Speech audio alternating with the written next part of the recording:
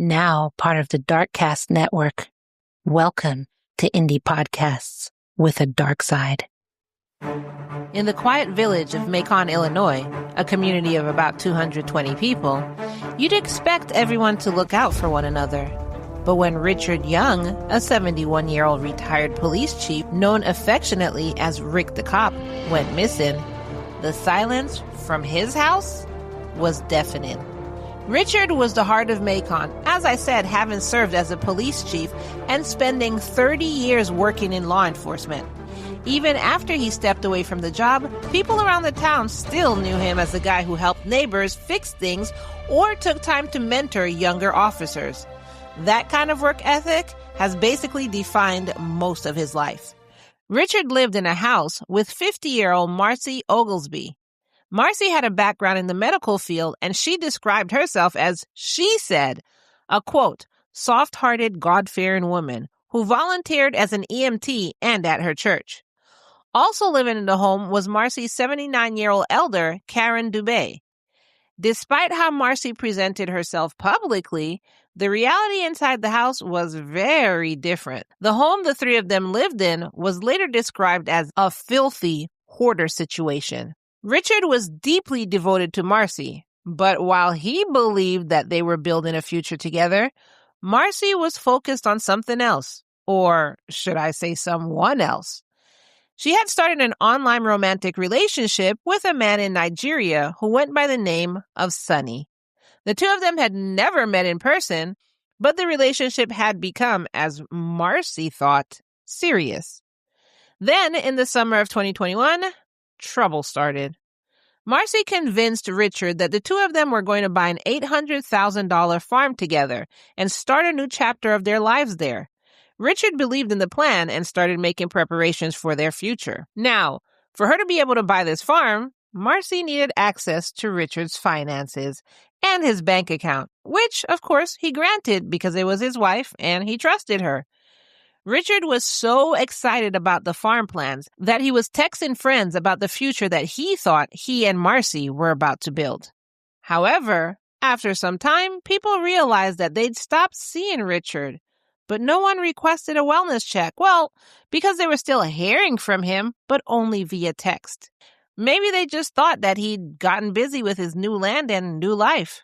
By late summer 2022, neighbors began noticing an increasingly putrid odor coming from a storage unit, specifically Unit 29. Despite growing concerns about the smell, complaints were initially dismissed or ignored. Finally, on October 7th, 2022, the stench became so overwhelming that someone called the police. When police arrived, that smell led them straight to Storage Unit 29, like I said, a unit with a brown door and a pink padlock on it. What also caught investigators' attention was the location. The storage unit sat directly across the street from Richard's house. So, police went to speak with Marcy. When officers asked about the smell, Marcy told them that it was from a dead opossum that she had already removed. I mean, that's a good explanation, but can we look inside? And Marcy let them in. Once inside, investigators began looking around the unit, and at one point, they asked Marcy if they can open a very specific box that was inside. And that request she refused. However, because police had a reason to believe foul play, that something wasn't right here, police opened the box anyway. Inside, they found Richard's body in an advanced state of decomposition. He was partially mummified and covered in a substance. Now I'm going to spell it out. I don't know how to say it, but I'll tell you what it is. So this is how you spell it. ADIPOCERE, which is a waxy substance that can form on bodies in moist environments. The body had been partially wrapped in a plastic tarp and a sheet and then placed inside of a cardboard box. A ratchet strap had been secured around him, and there was a pillowcase over his head. Up until that moment, the situation had mostly been dealt with as a case of someone who simply hadn't been seen in a long time. But after opening that box, The situation obviously changed immediately.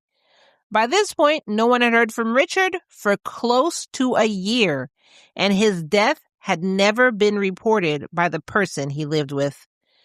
Investigators had a new question now. What exactly happened to Richard, and why had no one reported him missing?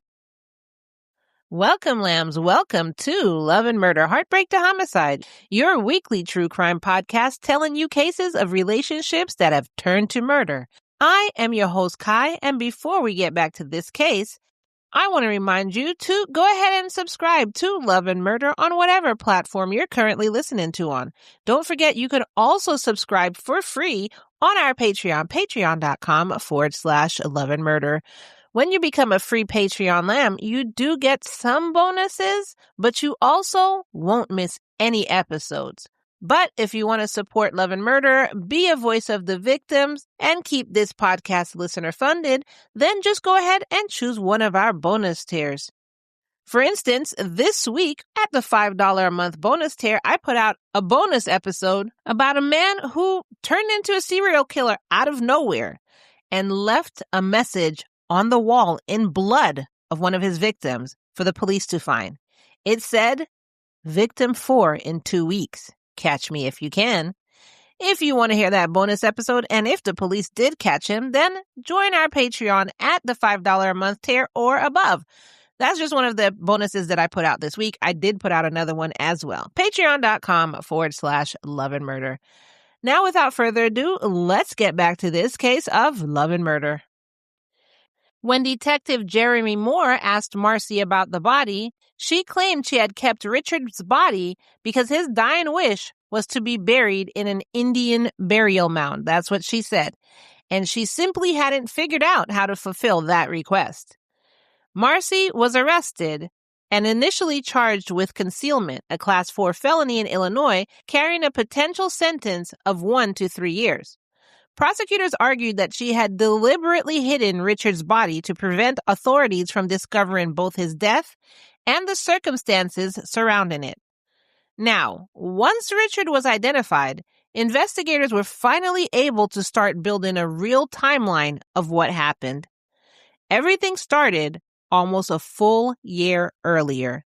This is when investigators concluded that Richard had died around November 1st, 2021, at the age of 71.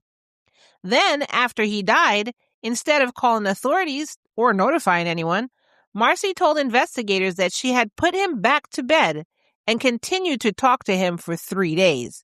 When Richard's remains were eventually recovered from the storage unit and taken to the medical examiner, investigators were faced with the challenge of determining a cause of death, despite the advanced decomposition. Toxicology testing revealed extremely high levels of, I'm going to try and say this, tetrahydrozoline, in his system. That chemical is the active ingredient found in over-the-counter eye drops like Visine, Tizine, and Mirroring Tears Plus.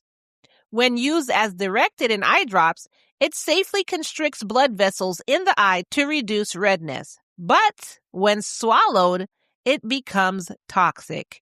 It dilates the blood vessels, causing blood pressure to spike, then crash.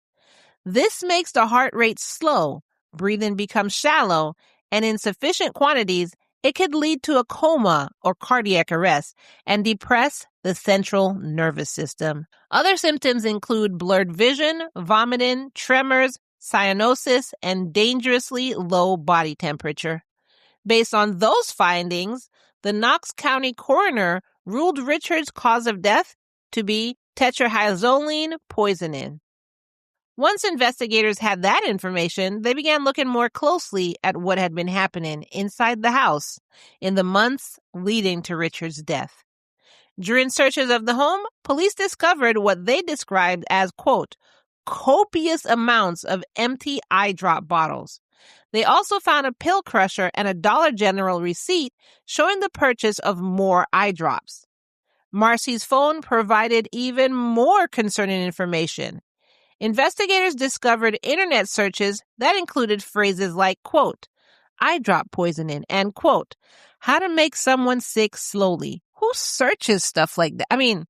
I see who searches stuff like that, but what? Those searches lined up with the period when Richard's health had started to deteriorate. Editing Kai here, you're going to hear a difference in volume. That's because I stupidly didn't look at my mic and the volume was initially way down. And this is the time where I actually turned the volume up in my mic. So apologies for this shift in pitch. Now back to your episode.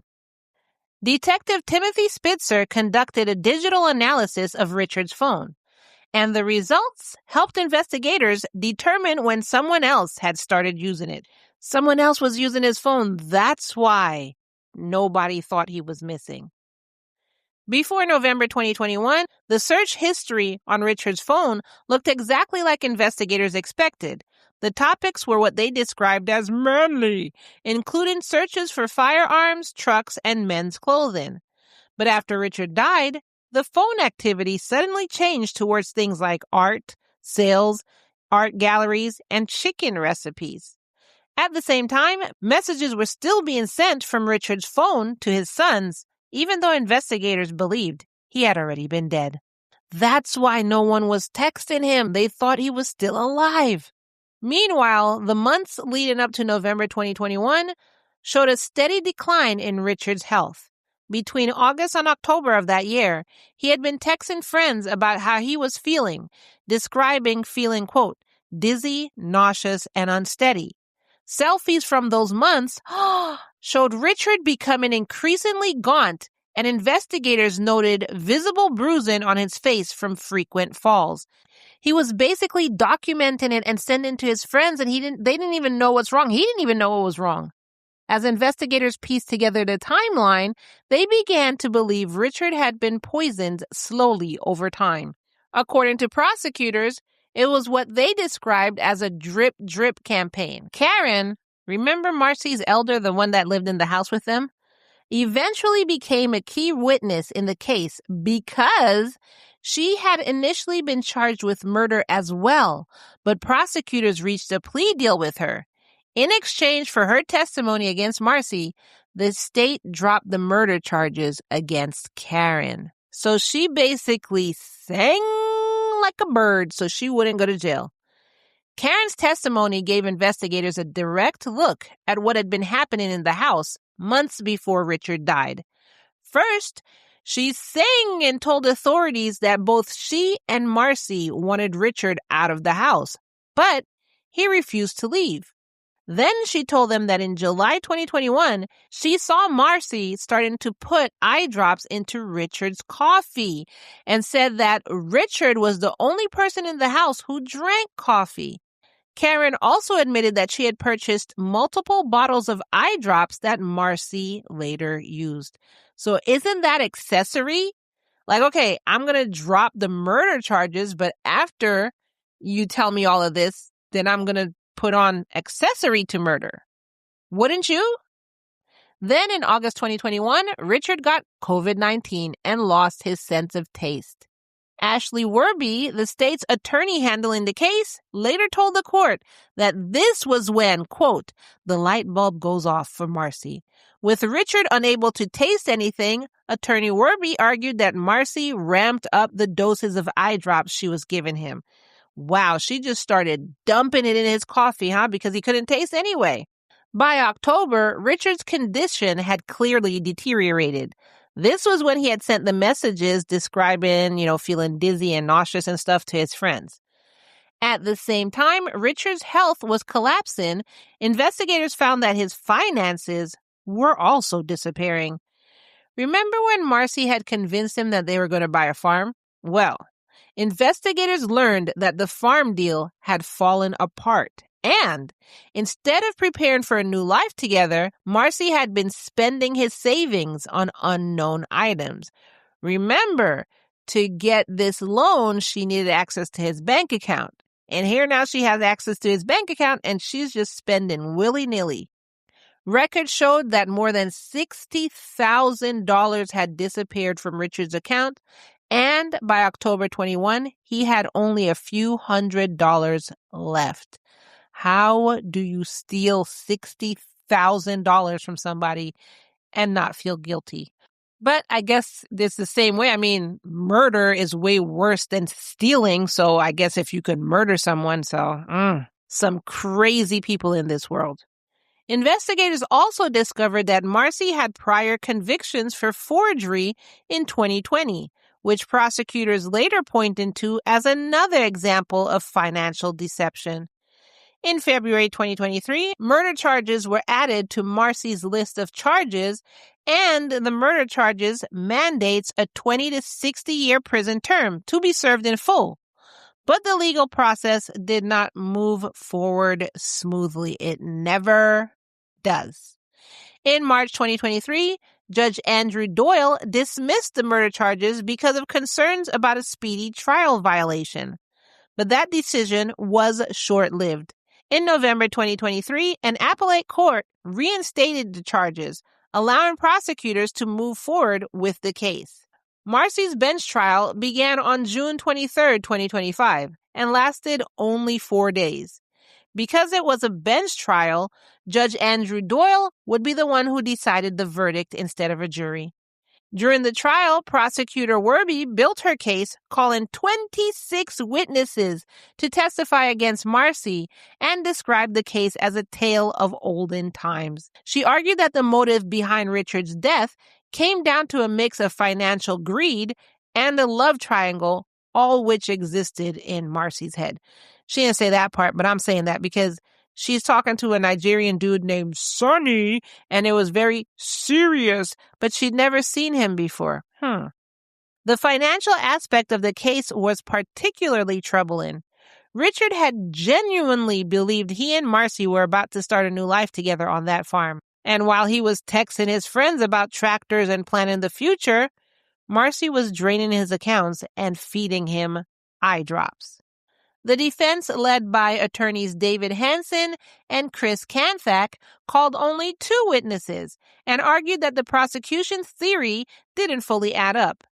They told the court that there was, quote, too much that doesn't make sense. Like what? There's literally a witness. He died of eye drop poisoning. They went in her house. There was like a slew of eyedroppers there. What didn't make sense? Much of their argument focused on the toxicology evidence. Forensic pathologist Dr. Amanda Umis testified that she had conducted approximately 6,000 autopsies throughout her career. But this was her first case involving this eye drop poisoning. She told the court that despite the decomposition, she found eye drop intoxication to be the cause of death after ruling out blunt force trauma, penetrating trauma, and heart disease. And I know you noticed that I'm not saying the drug's name anymore. Yeah, because it's too long. And so we're just going to say eye drop poisoning, okay? So when I say eye drop poisoning, you know that it's tetrahydrozoline. Tetrahydrozoline. There, see? That's why we're saying eye drop poisoning. When Dr. Humans performed the autopsy, the decomposition was so advanced, the skull was full of insects, and only the heart could be definitely identified among his internal organs. And because of the decomp, there was no blood left to test, so toxicologists had to use skeletal muscle tissue. Their results showed that Richard's muscle tissue had contained 6 times the level of eye drop poisoning, typically found in blood samples, along with 4 times the normal range of the antidepressant citalopram, I think that's how you say it, and 2 different antihistamines, suggesting multiple substances may have been administered. Investigators noted that Richard had never been prescribed this antidepressant medicine and had not even seen a doctor since 2016. So where did it come from? Still, the defense argued that testing muscle tissue can cause uncertainty. They said that despite the fact that toxicology was performed on decomposed skeletal muscle rather than blood, there are no established medical limits for the drug in muscle tissue. Their expert witness, Dr. Craig Chatterson, told the court that the amount of toxin was found contextually insignificant given the state of the remains. They also attacked Karen's credibility, calling her a deceptive witness who only told her final version of events after being arrested, spending 3 days in jail, and accepting a plea deal. Yeah, that's kind of why she gave the plea deal, because otherwise she probably would have just said not guilty and continued to lie. So when they offered her a chance to take murder charges off the table, yeah, she decided to sing like a bird. That's literally how plea deals are able to work sometimes. During closing arguments, the defense tried to challenge the prosecution's drip poisoning theory. Public defender David Hansen compared putting eye drops into coffee to putting drops of whiskey into a glass of water. How does that compare? According to attorney Hansen, someone wouldn't get drunk from a few drops of whiskey and water, so Richard could not have been poisoned by small amounts of eye drops. So, okay, here's a cup of coffee, attorney Hansen. It only has a couple drops of eye drops in here. So what I want you to do is for the next month, drink this. Tell me what happens. You shouldn't get poisoned by that, right? That's what I would have said if I was the prosecution. The defense also pointed out that Richard had been a heavy smoker, 2 packs a day for 40 years. My God, 2 packs a day. And had survived cancer, suggesting that he could have died of a stroke or natural causes that went undetected due to the decomposition. That is true, but isn't it just a huge coincidence that they found all these eye drops in her house, empty eye drops in her house, and they just happened to find eye drops, like the poison in his body? I don't think he died of 2 packs a day because, smoking doesn't leave eye drop poisoning inside your body. Neither does having a stroke or dying of natural causes. On June 26, 2025, after the 4-day trial ended, Judge Doyle delivered his verdict within minutes of deliberation. He found Marcy guilty of first-degree murder, attempted murder, and aggravated battery with a toxic substance. Marcy returned to court for sentencing on October 27, 2025. Attorney Warby told the court, quote, "She killed a man who loved her and who cared about her for nearly 30 years. And she didn't just kill him, she poisoned him and watched him suffer." I didn't even think about that. Yeah, you see the pictures that he was consistently sending to his family and to his friends. She sat there and watched that. She watched him wither away. Diabolical. Diabolical. Attorney Warby requested a 58-year sentence, describing Marcy as, diabolical and pathological. That's literally a quote from what he said. Emotional victim impact statements highlighted Richard's character. His friend Natalie Mason said, quote, "Rick was always there for everyone. It didn't matter if you were a friend or foe. He stood watch over our community for many, many years."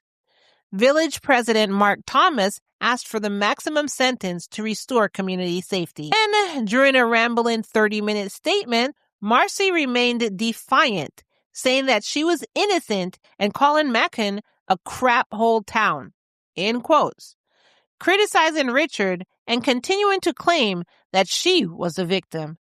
At one point, she told the court, quote, "I will not be referencing a murder that did not happen." She offered her own explanation for the relationship she had with Richard.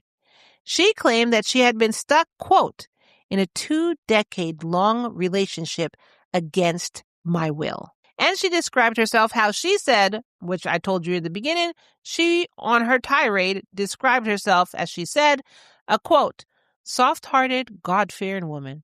She also addressed her online relationship with a man in Nigeria, describing it more as a, quote, "fantasy, more like something that filled in the blanks in her relationship with Richard, who was 22 years her senior. I just, had a midlife crisis," end quote. Judge Doyle responded, quote, "You've spun a web of lies. That is disturbing to me." He also said that the lies were so extensive that it appeared that Marcy could no longer separate reality from fantasy, and that she used the courtroom to slander her husband and the village of Macon. The judge sentenced her to 50 years in prison with credit for 326 days served in the Knox County Jail, followed by 3 years of supervised release. Although Marcy announced plans to appeal, the verdict brought some sense of closure to people who had known Richard. Natalie said, quote, "Even though Richard couldn't be here himself, his voice was heard." On November 6, 2025, the court held a hearing on Marcy's motion for a new trial, though the proceedings were eventually continued into December and, as of this reporting, hasn't yet had an outcome.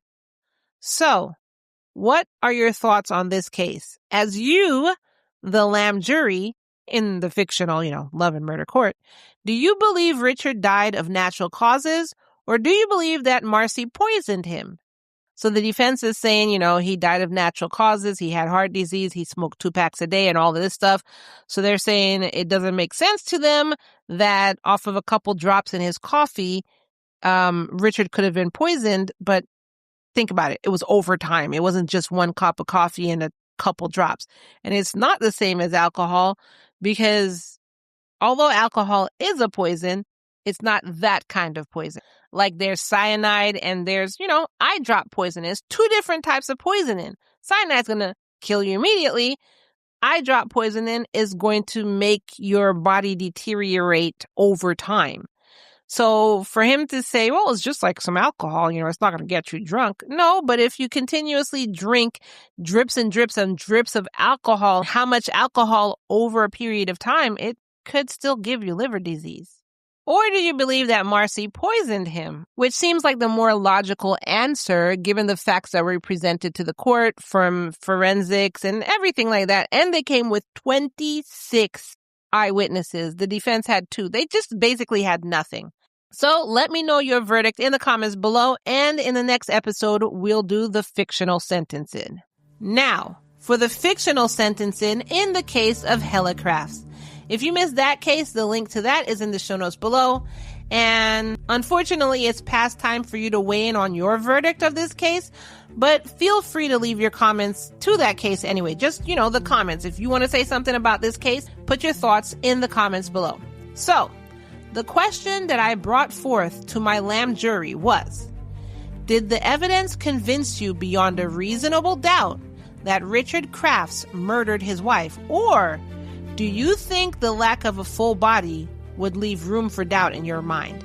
So that is what I brought to my fake Lamb jury. Before we get into this verdict, let me read some of your closing statements. Christina Bobo said, "Not me thinking you were about to say, at the age of 82, he died. He put his wife and his mother of his children in a wood chipper. He should have never again seen the light of day. I am convinced that he planned this and executed." Guilty. And Christina, when I was doing the research and they said at the age of 82, I thought exactly what you thought. So I was just like, when they said he was released, I was like, oh, what? Thank you for your closing statements, Christina. Then the next closing statement came in, and this fictional Lamb juror just was a bunch of numbers. So I'm just going to say the last 4 of the numbers. Fake juror 8062. Well, this Lamb said his own sister's testimony and him only caring about his public image would have been enough for me. So they thought he was guilty as well.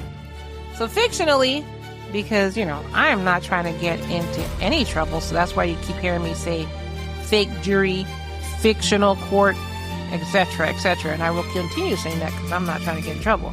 You, the Lamb jury, have determined that Richard Crafts is guilty of murdering his wife, Hella Craft. Thanks to those of you who weighed in. If you want to be part of the fictional Lamb jury, then leave your comments below. You can leave your thoughts, or you could just type guilty or not guilty. Today's faux jury question is, do you believe Richard died of natural causes, or do you believe that Marcy poisoned him? Thank you for joining me. That is all I have for you in today's case. Be sure to check out our Lamb Patreon. You can become part of the Lamb fam over there. You can either join for free, which, like I said, you do get a little bit of bonuses over there as a free lamb, or if you want to make more of an impact, then go ahead and choose one of our bonus tiers. And not only do you make more of an impact, you do get bonuses. So you get at the $5 a month tier, you do get 1 monthly bonus guaranteed. Most of the time, I do more bonuses. So whatever tier you sign up for, you usually get more bonuses. But $5 a month tier, you get 1 bonus guaranteed a month. The $10 a month tier, you do guaranteed get 2 bonus episodes a month. Again, you usually get more. And then there's a $3 a month tier where you do get case extras, intro free, and commercial free episodes. And then under all of the tiers, starting $3 a month and up, you do get the after show. If I put out an after show, you do get the after show as well. Patreon.com/Love and Murder. So go ahead, head on over to our Patreon. You have after shows to listen to. You have bonus episodes to listen to. There's a lot going on in there. Thank you for joining me. Thank you for your support, even if you don't join the Lamb Fam. Thank you so much for trusting Love and Murder with your case news. And as I end each episode, I want you to say it with me now. I remind you that it's all love and no murder, y'all. If you're part of the Lamb Fam, stay tuned for your after show. Bye.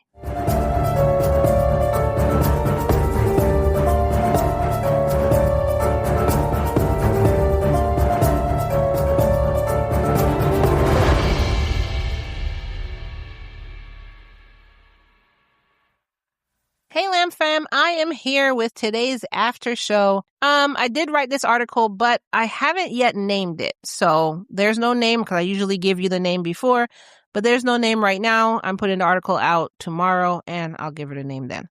Delete. So what we're going to do is get right on into this case. At 2:31 a.m. on Monday, February 16th, 2026, a man called 911 from his home in Cunningham Court in Tip City, Ohio. Quote, "Oh my God, someone broke into my house. Someone broke into my home and shot my wife." He said that his 37-year-old wife had been shot twice in the head. Quote, "There's blood everywhere. Oh my God. Oh my God. Baby, please. Oh my God. No, she's not." When officers got to the house, they found him hyperventilating and visibly distraught. Body cam footage captured him sobbing and asking, quote, "Is she gone? What do I do with my daughters?" If you want to hear more of this after show, then go ahead and join the Lamb Fam. You can join starting at the $3 a month tier and above to get your after shows. So in exchange for your monthly donation, I do give you more cases to listen to. Patreon.com/Love and Murder. Thanks for listening. Bye.